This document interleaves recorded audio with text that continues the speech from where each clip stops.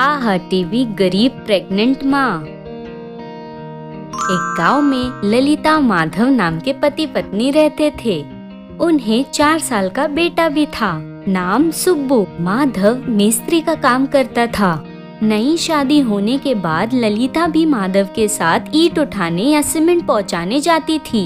सुब्बू के पैदा होने पर उसने जाना बंद कर दिया, घर में रहती थी। माधव के अकेले कमाए हुए पैसों से पत्नी और बेटे को संभालता था। ऐसे ही दिन गुजरने लगे। ललिता फिर से प्रेग्नेंट होती है। एक दिन माधव काम पर जाते हुए, ललिता आज अस्पताल जाएंगे कहा था ना? हाँ जाएंगे ऐसा कहा तो था, लेकिन मिस्त्री कोली का काम खत्म होने के बाद पैसा देगा ऐसा कहा। ऐसा है तो कल सुबह जाएंगे, ठीक है ना? ठीक है। संभल कर रहना। सुब्बू धूप में खेल रहा है, इसीलिए उसे पकड़ने के लिए दौड़ना मत। ठीक है। सुब्बू, पापा। कल जो कहा था याद है ना? माँ के साथ रहना, कहीं जाना मत। कोई छोटा मोटा काम बताए तो कर लेना। ठीक है पापा, मैं माँ को देख लूंगा ना, आप जाइए। ऐसे कहता है। इतने छोटे बच्चे के मुंह से वो बात सुनकर दोनों एक दूसरे को देखकर खुश हो रहे थे। माधव वहाँ से चला जाता है। ललिता अंदर आकर बिस्तर पर बैठती है। सुब्बू भी वहीं बैठकर खिलौनों से खेलता है। ललिता बच्चों के कपड़े सिल रही होती है। सुब्बू खेल रहा होता है। बेटा सुब्बू, हाँ माँ। थोड़ा पानी लाकर दोगी क्या? हाँ माँ, अभी लाता हूँ। ऐसे बोलते हुए वहाँ से उठकर भागकर पानी लेकर आता है। ये लो माँ पानी। यहाँ दो। ऐसे बोलकर पानी पीते हुए, खाना खाओगे, दूं क्या? तुम यहाँ बैठो माँ, मैं दोनों के लिए खाना लेकर आता हूँ। तुम लाओगे? हाँ देखो माँ। ऐसे बोलते हुए वहाँ से किचन में जाकर एक प्लेट में चावल और सब्जी लेकर वो प्लेट लेकर माँ के पास जाता है। खिलाओ क्या? मैं ही खिलाता हूँ, रुको। तुम मुझे खिलाओगे? अरे बाप रे, तुम खाओ बेटा, मैं बाद में खा लूंगी। हम दोनों इसी में खाएंगे माँ, लो। ऐसे बोलते हुए उसके छोटे छोटे हाथों से खाना मिलाकर उसकी माँ को खाना खिलाते रहता है। बेटे का ऐसा खाना खिलाते हुए देखने से ललिता की आंखों में आंसू आ गए। कुछ समय पहले सुब्बू को गोदी में लेकर चंदा मामा को दिखाते हुए खाना खिलाना याद आ गया उसे। रुको, मैं तुम्हें खिलाती हूँ। ऐसे बोलते हुए प्लेट में से खाना लेकर बेटे को खिलाती है। ऐसे दोनों एक दूसरे को खिलाते हैं। खाने के बाद ललिता उसी प्लेट में हाथ धोती है। सुब्बू वो प्लेट लेकर वहाँ रखाता हूँ माँ। ऐसे बोलते हुए वहाँ से जाता है। बेटे को देखकर ललिता, ये कब इतना बड़ा हो गया? कल तक तो घर पर नहीं रुकता था। जब देखो रोड पर घूमते रहता था और धूप में खेलते रहता था। क्या हुआ है इसे? ऐसे सोच रही थी, तभी सुब्बू आकर, माँ थोड़ी देर सो जाओ। नींद नहीं आ रही, यहाँ बैठो। ऐसे बोलते ही सुब्बू आकर माँ के पास बैठता है। अच्छा, तुम्हें छोटा भाई चाहिए या बहन? मुझे बहन चाहिए। अच्छा ये बताओ, कल तुम्हें पापा ने क्या कहा? तुम्हें छोड़कर कहीं न जाऊं। माँ के पेट में छोटी बहन है, उसके साथ खेलते रहना और कहीं छोड़कर मत जाना, ऐसे कहा। अच्छा। ऐसे बेटे को गुदगुदी कर रही थी। ऐसे सुब्बू ललिता के साथ रहकर उसका ध्यान रख रहा था। माधव रोज बिना डरे काम पर जाता था। दिन बीत रहे थे। एक दिन निराश माधव को देखकर, क्या हुआ जी? अरे कुछ नहीं, मैं ठीक हूँ। तुम्हारा झूठ आंखें बता रही हैं।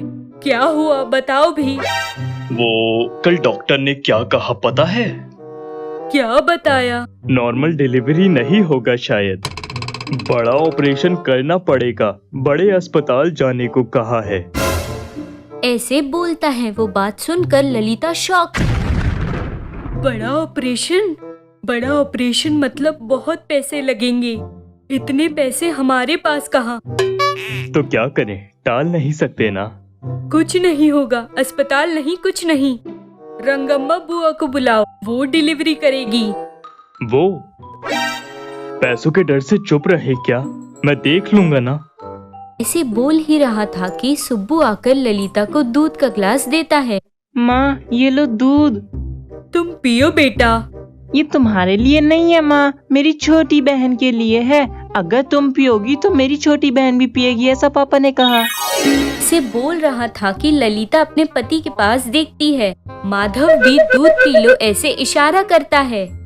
ऐसे दिन बीतता है। सुबह माधव काम पर न जाकर घर पर ही था। वो देखकर ललिता, काम पर नहीं गए?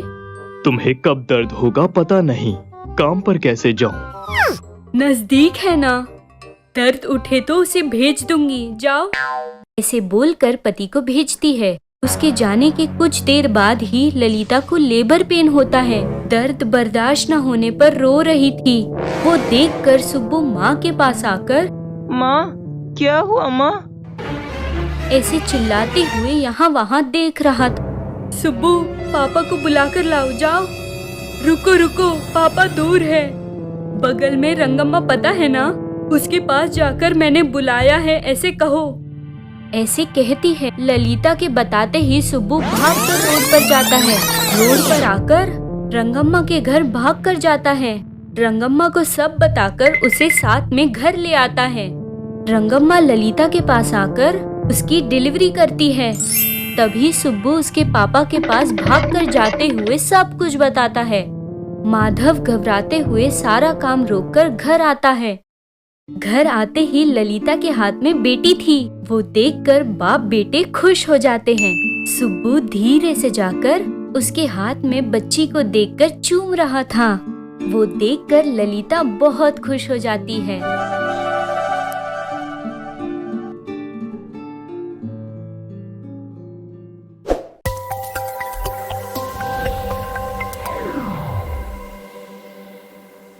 बेटा किसी लड़की से शादी करके उसे घर ले आया था। इस गुस्से में देवी बेटे को घर से बाहर निकाल देती है। नापसंद बहू को घर में नहीं रहने दे सकती थी, इसीलिए उन्हें पेंट हाउस में रहने को कहती है। न जाने कितनी आशाओं को लेकर आई बहू को घर में गृह प्रवेश न करवाने पर भी बहू अपनी सास के बारे में कुछ भी बुरा नहीं सोचती। अपनी सास के बारे में अच्छा सोचने वाली पत्नी को देखकर बाबू बहुत खुश हो रहा था। पिछले वीडियो में हम लोगों ने ये सब देखा था। अगले दिन बाबू सुबह उठकर आंखों को मसलते हुए बगल में दीपा को ढूंढ रहा था। दीपा के वहां न होने पर दीपा दीपा बुलाते हुए ढूंढ रहा था। इतने में दीपा की आवाज गाना गाते हुए सुनाई देती है। उस गाने के आवाज की तरफ आकर देखता है। दीपा भगवान के फोटो के सामने खड़े होकर प्रणाम करते हुए गाना गा रही थी। दीपा का गाना देवी के घर के सभी लोगों को सुनाई देता है।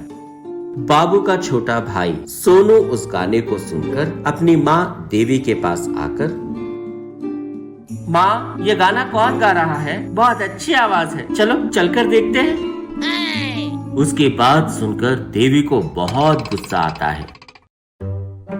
बस करो तुम, ये गाना गाने वाली कोयल या लता मंगेशकर नहीं है जो सुनकर ताली बजाओ।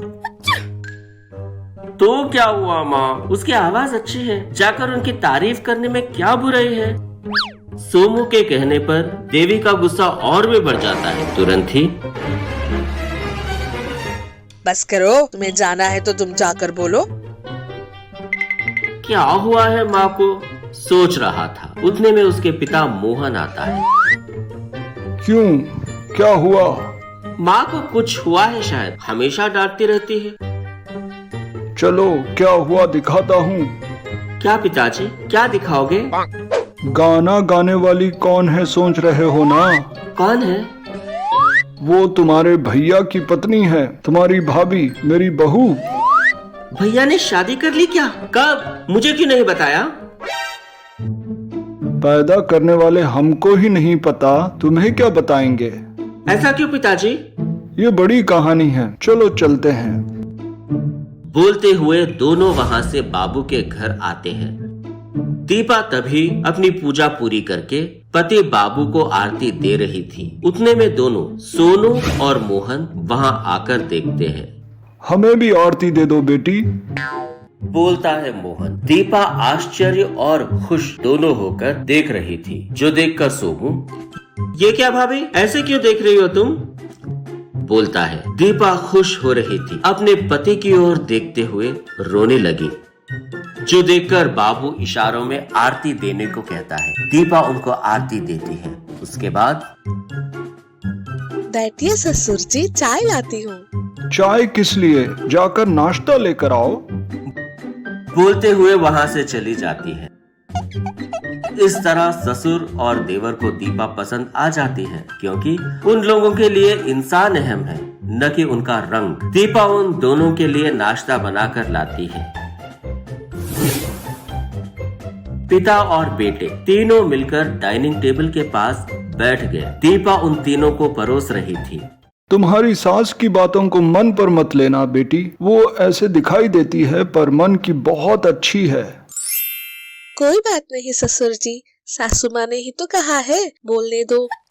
मेरे लिए ऐसी बातें नई नहीं है, सिर्फ बोलने वाले नए हैं। सुन सुन कर पक गई हूँ, मुझे अब इन बातों का बुरा नहीं लगता। आप नाश्ता करिए ससुर जी। कहते हुए रोने लगी। मोहन नाश्ता करने की सोचते हुए आंगन की तरफ देखता है। आंगन में देवी खड़े होकर गुस्से से देख रही थी, जो देखकर मोहन शॉक हो जाता है। हाथों में लिए हुए निवाले को प्लेट में रखकर वैसे ही देखने लगता है, जो देखकर सभी लोग आंगन की तरफ देखने लगते हैं। सभी लोग हैरान हो जाते हैं। रुक क्यों गए? खाओ। वो देवी बहू बोल रहा था। इतने में देवी बहुत गुस्से में, अगली बार बहू बोलोगे तो देख लेना, मेरे घर में काम करने वाले के लायक भी नहीं है ये कैसी मेरी बहू होगी? छी। देवी के बातों को सुनकर दीपा रो रही थी। माँ, तुम मानो या न मानो, ये मेरी पत्नी है, तुम्हारी बहू, ये सच है। ये सिर्फ तुम्हारी पत्नी बनी है, मेरी और इस घर की बहू नहीं बनी और ना ही बनेगी। इतनी जिद क्यों देवी? अपने बेटे ने इससे प्रेम करके शादी की है, हमें इसकी मर्जी को इज्जत देनी चाहिए। अगर उसने इस माँ की इज्जत की होती तो मैं भी उसके प्रेम की इज्जत करती। ऐसी बात नहीं है देवी, कहते हैं। देवी गुस्से में, अच्छा तो अब आप भी इनके साथ मिल गए, ठीक है यही रहो। बोलकर जा रही थी। रुको, हम लोग भी आते हैं। माँ, मैं भी आता हूँ, रुको। बोलते हुए बाप बेटे दोनों उठकर वहाँ से चल पड़ते हैं। ये सब देखकर दीपा रोने लगती है। बाबू दीपा को समझाता है। कोई बात नहीं, कोई बात नहीं, मुझे भूख लग रही है, परोसो, तुम भी मेरे पास बैठो, दोनों मिलकर खाएंगे। बोलते हुए दीपा को बिठाता है। इस तरह देवी से डरते हुए मोहन और सोमू उसके सामने दीपा से बात नहीं करते थे। दिन गुजरते गए। एक दिन देवी हॉल में बैठकर पेपर पढ़ रही होती है। उसकी सहेली सरोजा उसे फोन करती है। देवी फोन लिफ्ट करके, हेलो, हाँ सरोजा, कैसी हो? मैं तो ठीक हूँ, तुम कैसी हो? ठीक ही हूँ। बहुत दिनों के बाद कैसे फोन किया, कुछ खबरें है क्या? मेरे पास कौन सी खबर होगी, तुम्हारे पास ही है, तुम ही बताओ। मेरे पास क्या होगा? मेरे पास क्या होगा कह रही हो? सुना है बड़े ने शादी कर ली है। सरोजा की बात सुनकर देवी हैरान हो जाती है और साइलेंट हो जाती है। बहू कैसी है, अच्छी तो है ना? सरोजा बोल रही थी कि देवी घबराकर, तुम्हें किसने बताया मेरे बेटे ने शादी की है कहकर? और कौन, आज के न्यूज़पेपर में दोनों की फोटो है। बोलती है, जो सुनकर देवी फिर से शॉक हो जाती है। क्या पेपर में न्यूज़? पेपर में आया है क्या? पेपर में ही इस खबर को पढ़कर महिला मंडली वाले कल तुम्हारे घर आकर बेटे की लव मैरिज को स्वीकार करने वाली माँ के रूप में तुम्हारा सम्मान करने वाले हैं और नई दंपत्ति को आशीर्वाद देने का प्लान है उनका। कल उनके साथ मैं भी आऊंगी। सरोजा की बातों को सुनकर देवी का दिल बैठ गया और आंखें खुली की खुली रह गई।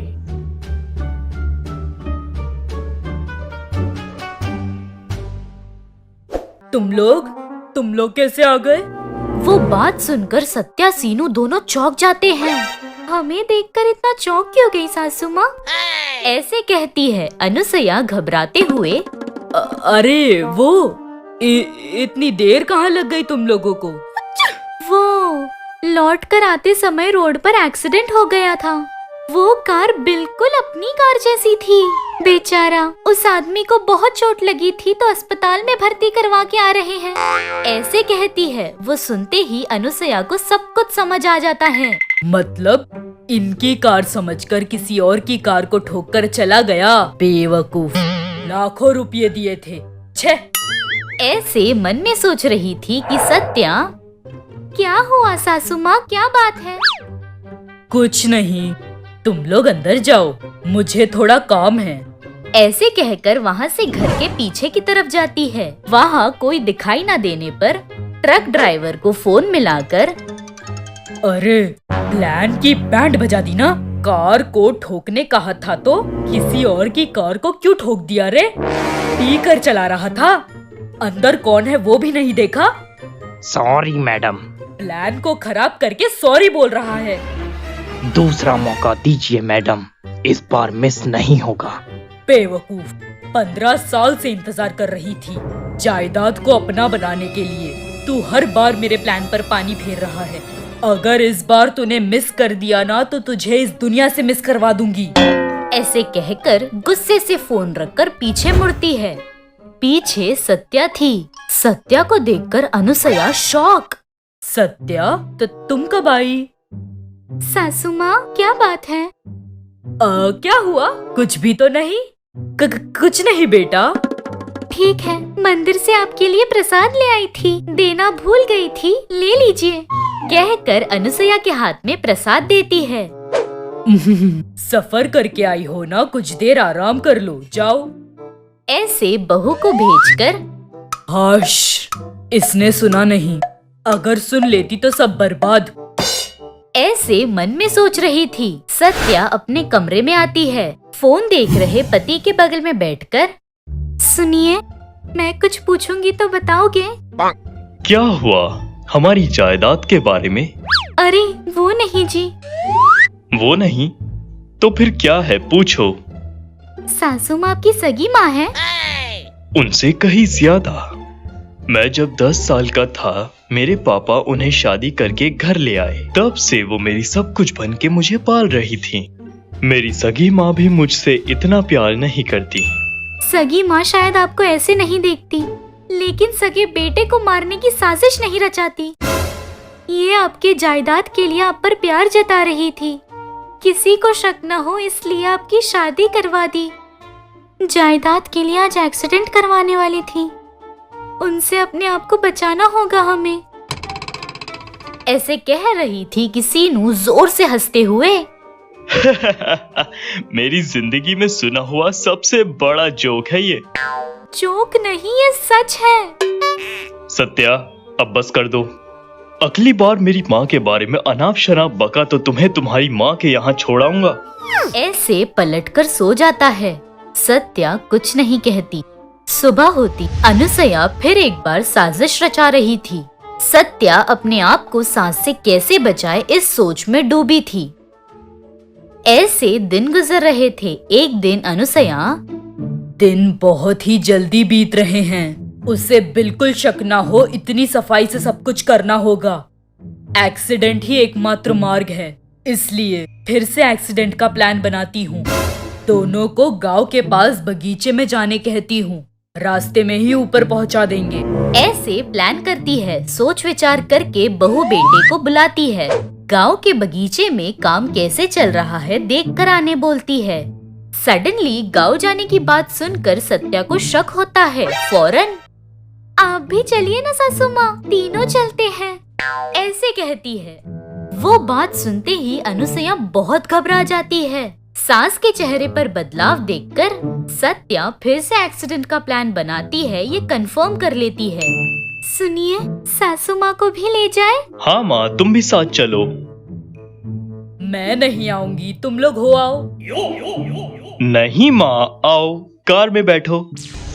ऐसे जबरदस्ती कार में बिठाकर ले जाता है। अनुसया डरते हुए, अब क्या करूं? उसे फोन करके नहीं बोल सकती, वो कभी भी ट्रक लेकर आ सकता है। मतलब अब इनके साथ मैं भी मर जाऊंगी क्या? ऐसे कह रही थी कि दूर से बड़ी सी ट्रक पास आते हुए दिखती है। ट्रक को देखते ही अनुसया की दिल की धड़कन थम सी जाती है। अरे गाड़ी रुकाओ। क्या हुआ? मैं उतर रही हूँ, गाड़ी रोको। माँ बैठो। ऐसे कहते ही अनुसया घबराते हुए, बैठूंगी तो मर जाऊंगी। क्या बोल रही हो माँ? अरे अभी तुम्हें विस्तार में नहीं समझा सकती, गाड़ी रोको। जब तक गांव नहीं आता मैं नहीं रुकाऊंगा। नहीं रुकाओगे तो तीनों मर जाएंगे। ऐसे सब बताती है। वो सब सुनकर सीनू कार रोकता है। तीनों कार से उतरकर थोड़ी दूरी पर जाते हैं। तब तक लॉरी आकर कार के ऊपर से चली जाती है। वो देखकर तीनों शॉक। अनुसया राहत की सांस ले रही थी। सीनू उसके पास आकर उसे देखकर, जायदाद के लिए मुझे और मेरी बीवी को मार डालोगी? मतलब इतने सालों का प्यार झूठा था? ऐसे कह रहा था कि अनुसया सर झुकाकर खड़ी रहती है। एक बार कह दिया होता ना जायदाद चाहिए, 1 मिनट भी सोचे बिना पूरी जायदाद तुम्हारे नाम कर दिया होता माँ। तुमने प्यार का झूठा नाटक किया, लेकिन मैंने बेटे होने का झूठा नाटक नहीं किया माँ। तुम्हें ही अपनी माँ माना, तुम ही माँ हो सोचा, लेकिन तुम ऐसा करोगी नहीं सोचा था माँ। बहुत शुक्रिया। सारे पैसे सारे जायदाद तुम ही रख लो, मैं और मेरी पत्नी मजदूरी करके जी लेंगे। ऐसे पीछे मुड़कर जा रहे थे। सीनू की बातें सुनकर अनुसया वहीं खड़े रहकर रो रही थी। विशेष टिप्पणी: जायदाद के लिए अपनों के रिश्ते को बर्बाद मत कीजिए। जायदाद मक्खन की तरह है, गरम लगते ही मक्खन पिघलने जैसा। खर्च करने पर पैसे खत्म हो जाते हैं, लेकिन रिश्ते महासमुद्र की तरह है। कुछ भी कर लो, समुद्र खत्म नहीं होती। कितनी भी तकलीफ आ जाए, हमारे ऊपर हमारे अपनों का प्यार कभी कम नहीं होता। इसलिए पैसे नहीं, रिश्ते बढ़ाना सीखिए।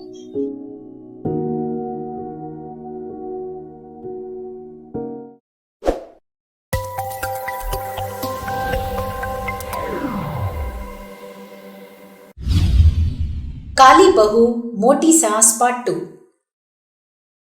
अपने बेटे की शादी करवाने के चक्कर में लड़की देखने के लिए जाते जाते काली बिल्ली के रास्ता काटने से किस तरह अपने हैसियत के लड़की को ढूंढते ढूंढते बाबू अपनी मनपसंद लड़की से शादी कर घर ले आता है।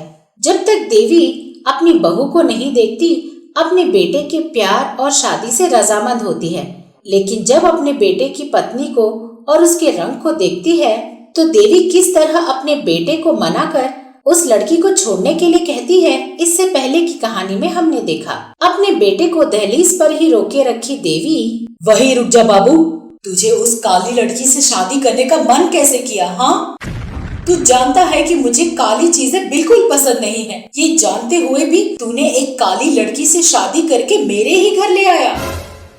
मैं उस काली लड़की को अपनी बहू का दर्जा कैसे दूं? माँ, मैं जानता था कि तुम बिल्कुल नहीं मानोगी, लेकिन आप मना कर दोगी, बस इसी बात से इस लड़की को नहीं छोड़ सकता था जिससे मैंने प्यार किया था। अरे वाह बेटा, तू तो बड़ी बड़ी बातें करने लगा। इस लड़की ने तुझे कौन सी दवा खिला दी? क्यों री, तुझ जैसी काली कलोटी को मेरा ही लड़का मिला था। काली को तो मैं अपने घर का दरवाजा तक न लागने दूं, तो तूने कैसे सोच लिया कि मैं तुझे मेरे घर में रहने दूंगी?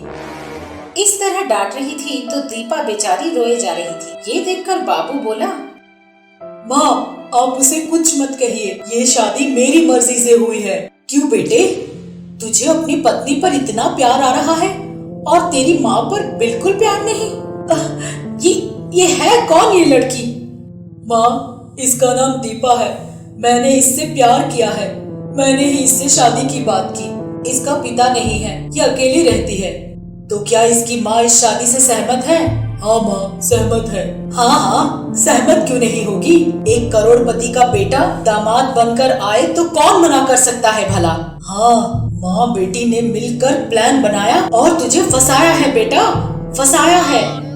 लेकिन माँ, जब तक मैंने इससे शादी की और जब तक मैं इसे इस घर तक नहीं लाया, इसे ये भी नहीं पता कि मैं तुम्हारा बेटा हूँ और मेरी करोड़ों की जायदाद है। बेटा, मैं यहाँ तेरे लिए अच्छे अच्छे रिश्ते देख रही थी, तुझे अपनी माँ की इतनी भी इज्जत नहीं। लेकिन माँ, अगर मैं ऐसा सोचता तो मैं शादी करके उधर से उधर ही चले जाता, दीपा को यहाँ नहीं लेकर आता।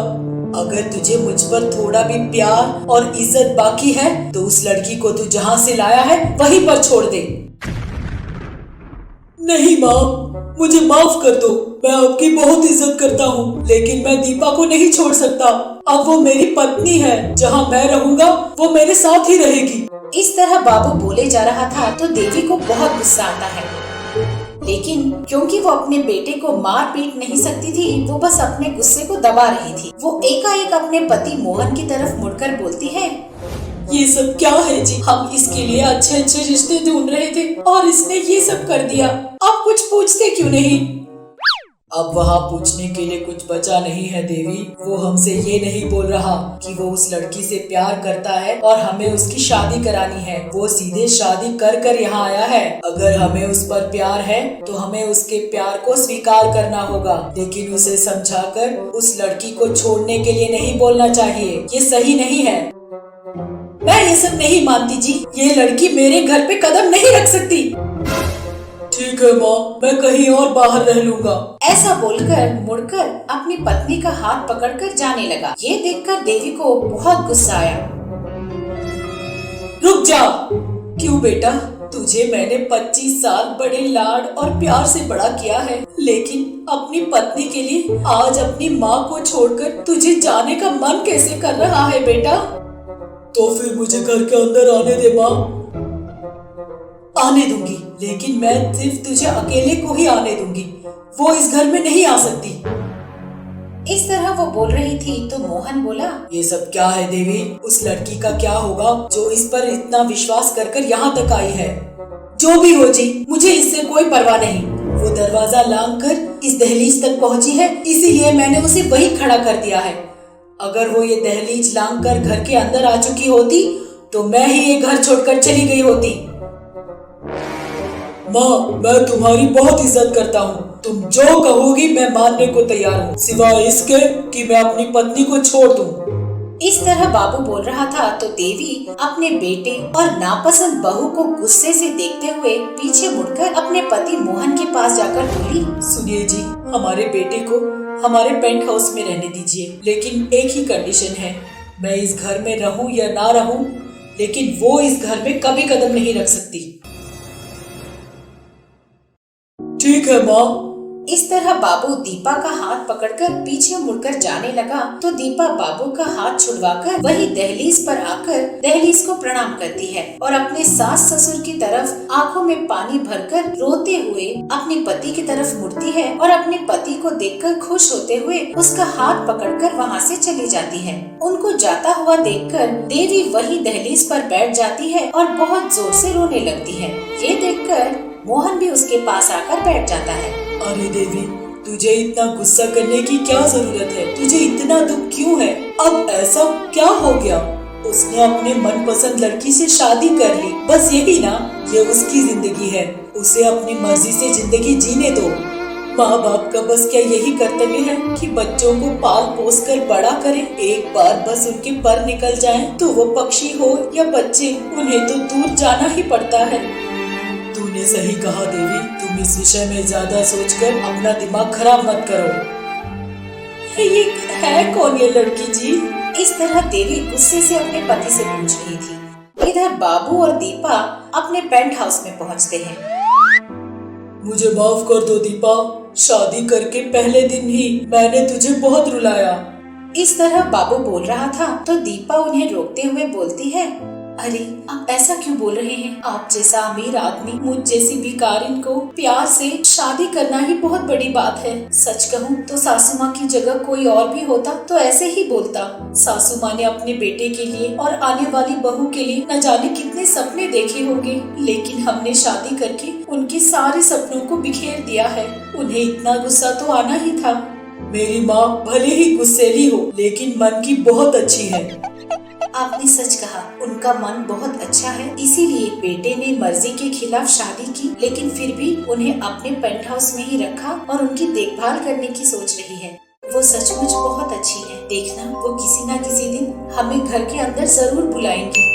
मैं उनकी बातों से कब का समझ गई हूँ। इस तरह दीपा अपने सास के बारे में बोले जा रही थी। दीपा की बातें सुनकर डॉक्टर बाबू भी बहुत खुश होने लगे।